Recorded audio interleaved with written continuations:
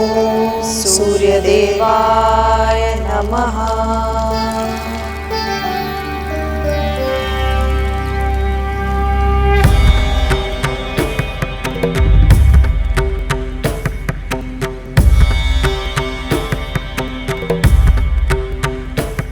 आप सूर्यदेव, आपसे कुछ नहीं छुपा है। आप जानते हैं हम दोनों ने जीवन पुत्र का व्रत अपने नागपुत्रों की जीवन रक्षा के लिए किया है। हमने अपने व्रत के समापन के लिए पूरी श्रद्धा और आस्था के साथ आपको ये अर्घ समर्पित किया है। कृपया इसे स्वीकार करें। हम पर और नागपुत्रों पर अपनी कृपा करें देव, कृपा करें।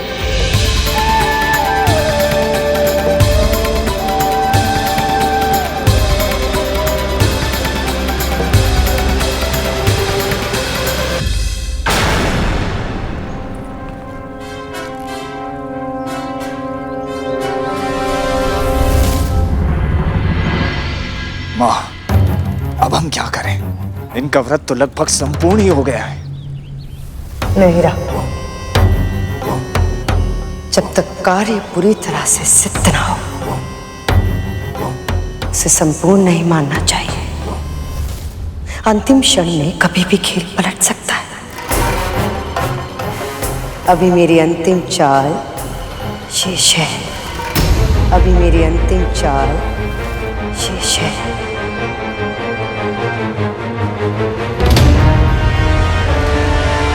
अंतिम चाल?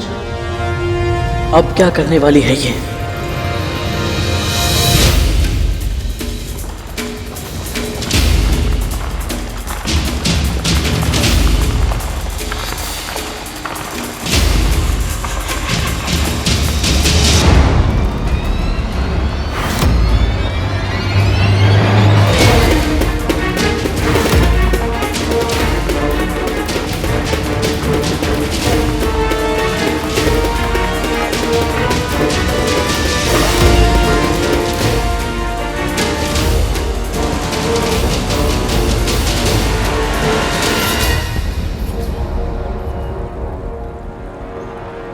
ये कैसे संभव है?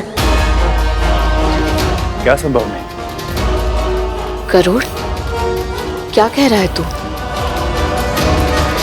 माँ, मैंने अभी अभी अपनी दूरदृष्टि से देखा। भोजन के लिए कम से कम 1 सहस्त्र ऋषि आ रहे हैं।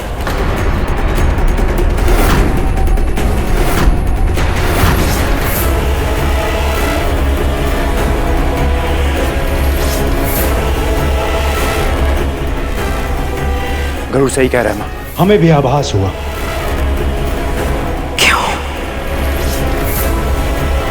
क्यों हो रहा है मेरे साथ ऐसा? जब सब सोचते हो सब कुछ ठीक हो जाएगा, तभी कोई ना कोई समस्या आ जाती है, सब कुछ बिगड़ जाता है।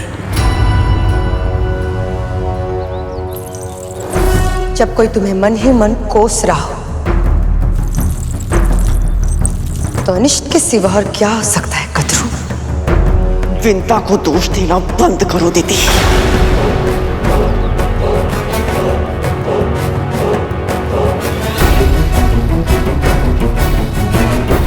और वैसे भी आमंत्रण देने तुम गई थी ना। तुम्हें एक बार के लिए भी नहीं लगा कि तुम्हें मुझे बताना चाहिए था कि तुमने 11 नहीं 1 सहस्त्र ऋषियों को भोग के लिए आमंत्रित किया है? खतरू, मैंने तो महर्षि से उतने ही शिष्य रहने का आग्रह किया था, पर तुम तो उनका स्वभाव जानती हो ना। वो कब क्या कुछ भी कर सकते हैं, कोई कुछ नहीं कह सकता। किसके बारे में बात कर रही हो तुम? कौन आने वाला है यहाँ? और कौन कद्रू? महर्षि दुर्वासा।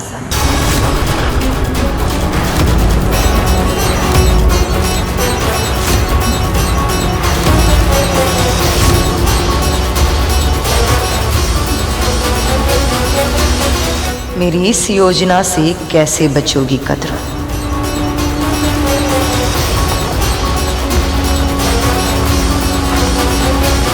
माँ, दीदी, माँ, संभालिए अपने आप को।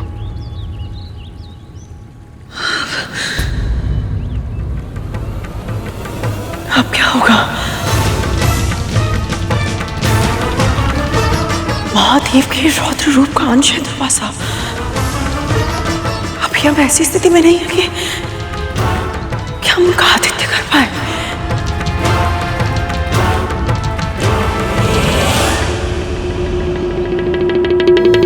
और कौन कर रहा है? महर्षि दुर्वासा।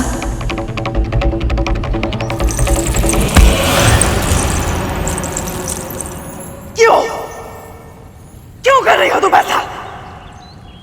तुम्हें क्या लगता है मुझे कुछ पता नहीं है? मैं सब जानती हूं। तुम इससे पहले भी मेरा व्रत भंग करने का प्रयास कर चुकी हो, किंतु अब ये ऐसी कुटिल चाल। तुम अच्छे से जानती थी ना कि अंतिम क्षणों में हम महर्षि और उनके शिष्यों के लिए भोग बनाने में समर्थ नहीं होंगे। इसलिए तुमने जानबूझकर उन सबको भोग के लिए आमंत्रित किया, है ना?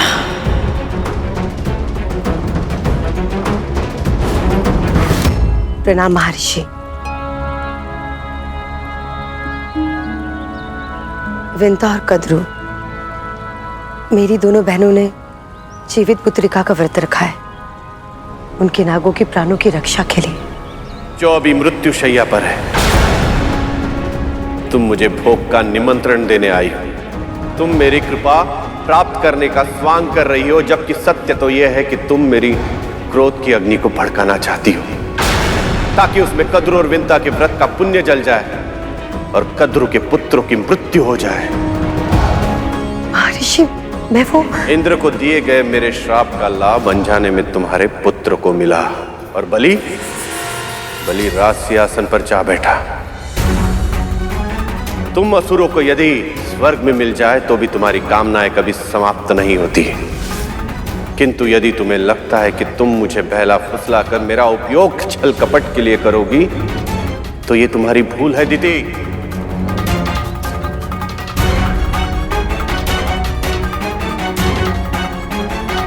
मुझे क्षमा कीजिए, आज्ञा दीजिए मुझे। ठहरो।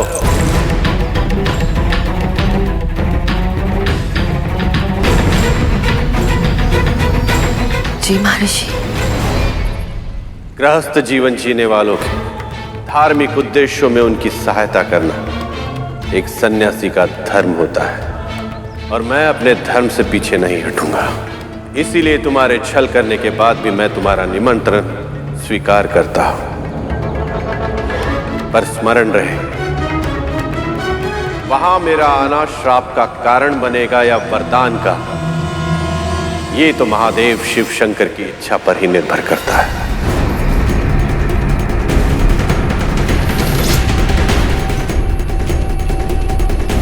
चुप क्यों हो? उत्तर दो दीदी।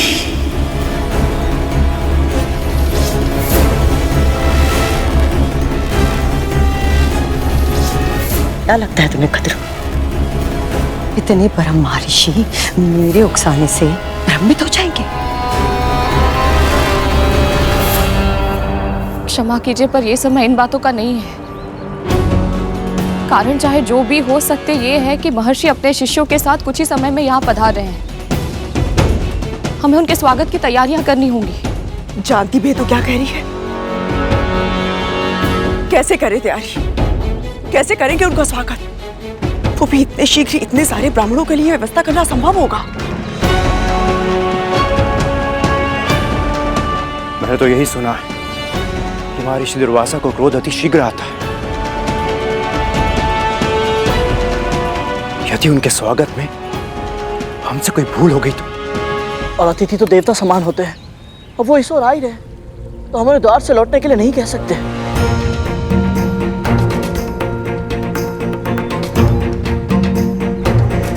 माँ, बहुत बुरी तरह फंस गए हम। इस स्थिति से बाहर निकलने का कोई उपाय नहीं हमारे पास।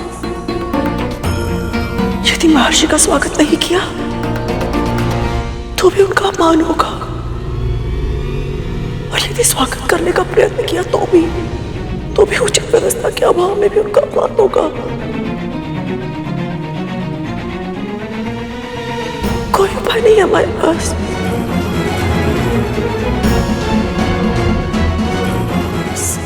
सब विफल हो गया।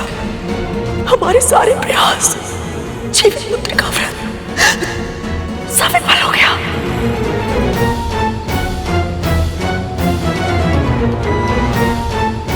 मेरे पुत्र विंदा, क्या होगा उनका? वो वापस लौटकर मेरे पास नहीं आएंगे ना? नहीं महारानी, आप हार नहीं मान सकती। मेरे भाइयों की, अपने पुत्रों की एक अंतिम आशा है आप। उन्हें अवश्य ही विश्वास है, यदि आकाश धरती एक चूना करना पड़े, उनकी मां उन्हें स्वस्थ अवश्य करके रहेंगी। महारानी, मैं मानता हूं आपके मेरे साथ कुछ मतभेद अवश्य है, परंतु आपके जिस एक गुण का मैं बहुत सम्मान करता हूं, वो है अपने पुत्रों के प्रति आपका समर्पण। जब उनके हित का प्रश्न आता है तो आप अपने प्राण संकट में डालने से पहले एक क्षण भी नहीं हिचकिचाते। इसलिए अब जब वो आप पर पूरी तरह से निर्भर है महारानी, तो आपको भी अपने कर्तव्य का पालन करना ही होगा। परिणाम की चिंता मत कीजिए, क्योंकि मां कहती है जो भी होता है नारायण की इच्छा से ही होता है। और फिर एक सत्य यह भी तो है महारानी, आपको सदैव से इस बात से आपत्ति थी ना कि महर्षि दुर्वासा ने पारिजात माला आपके स्थान पर मां को क्यों दी थी। तो फिर देखिए, नारायण ने महर्षि दुर्वासा को प्रसन्न करने का एक और अवसर दिया है आपको। सिद्ध कर दीजिए कि आप उनके आशीर्वाद के योग्य हैं। कहिए बड़ी मां, बिना प्रयास किए ही अपने पुत्रों के प्राण हारने के लिए तैयार हैं आप?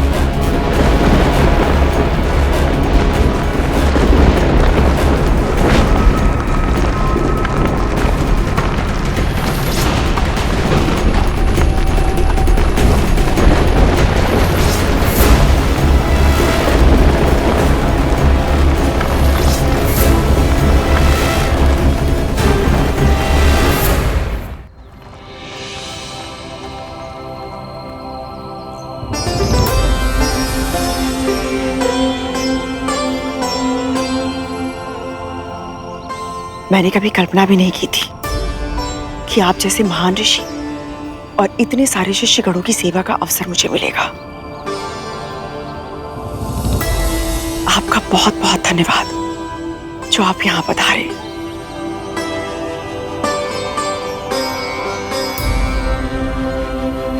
ये सब शिव शंभू की कृपा से ही होता है।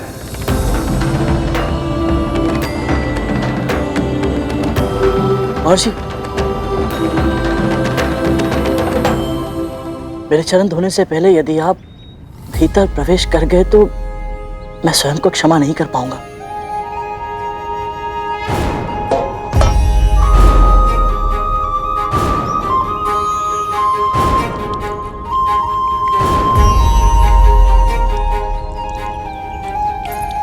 दीदी, गरुड़ जानबूझकर चरण पखारने का ये कार्य धीरे धीरे कर रहा है ताकि हमें तैयारियां करने के लिए अधिक से अधिक समय मिल सके। हमें कम से कम समय में अधिक से अधिक कार्य करने होंगे। सबसे पहले कुशा के आसनों का प्रबंध करना होगा ताकि महर्षि और उनके शिष्य विराज सकें। कौन करेगा ये कार्य? और सेवक और स्वामी में कोई भेद नहीं रहेगा कालिया। चल। जी भैया।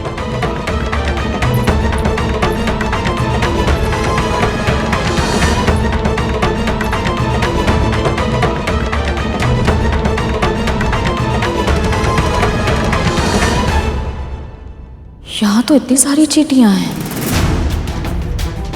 यदि ये चींटियां महर्षि और उनके शिष्यों के सामने आ गई तो मुझे यहाँ चारों ओर रंगोली से सीमा रेखा बनानी होगी ताकि ये चींटियां भोजन के आसपास ना जा पाए।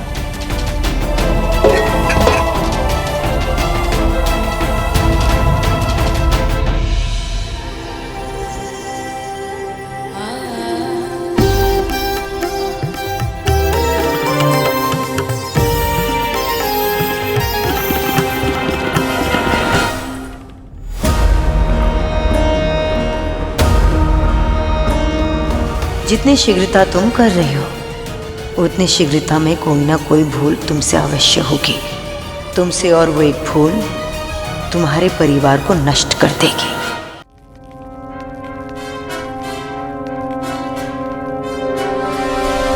आइए महर्षि, आप सभी बताइए।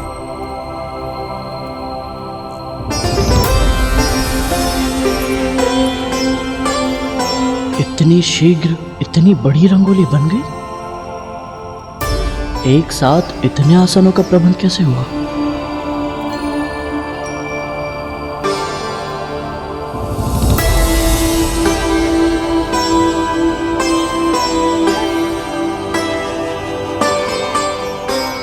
तो इन दोनों ने एक साथ रंगोली बनाई है।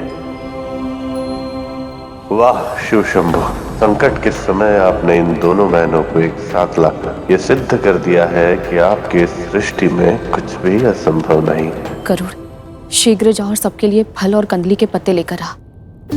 तब तक मैं कदरू दीदी के साथ मिलकर भोजन की तैयारी करती हूँ। जी माँ। क्षमा कीजिए महर्षि, माँ ने कुछ कार्य दिया है, मैं बस अभी आया, आज्ञा दीजिए।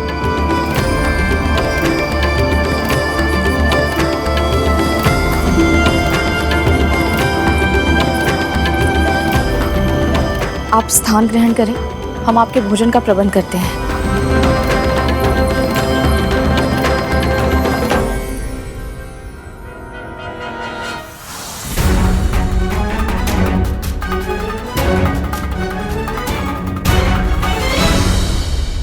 व्रत भले ही विंता और कद्रू ने रखा हो, किंतु हमें आमंत्रण तुमने दिया है दीदी। इसीलिए यहां जो होगा उसका उत्तरदायित्व उन दोनों के साथ साथ तुम्हारा भी होगा।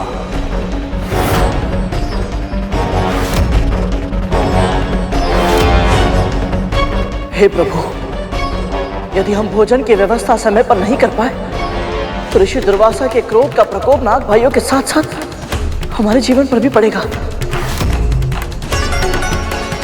सहायता कीजिए प्रभु।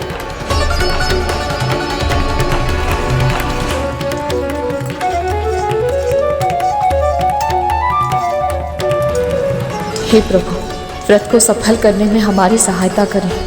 अब तो केवल आप ही हमारा सहारा है। यदि हम ऋषि दुर्वासा और उनके शिष्यों को भोजन ना करा पाए तो उनके क्रोध का सामना हम कैसे करेंगे?